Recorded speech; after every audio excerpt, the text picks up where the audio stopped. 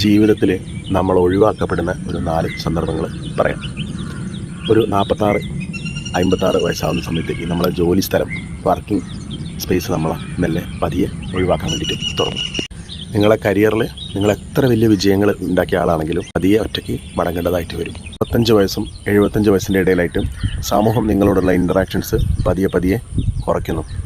ഒരു 75 വയസ്സിന് ശേഷം പതിയെ കുടുംബവും നമ്മളെ മെല്ലെ ഒഴിവാക്കാൻ തുടങ്ങും.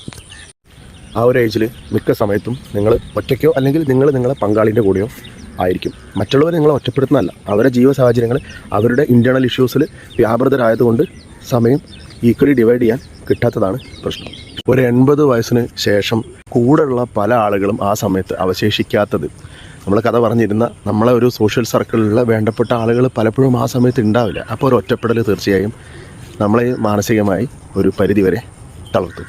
അതായത് നിങ്ങൾ സംരക്ഷിച്ച നിങ്ങളുടെ ദൈവങ്ങളും ആചാരങ്ങളും മതങ്ങളും ഒന്നും നിങ്ങളെ മരണത്തിൽ നിന്നും രക്ഷിക്കാൻ മാത്രം പ്രാപ്തനല്ല എന്ന് നിങ്ങൾ മനസ്സിലാക്കുക.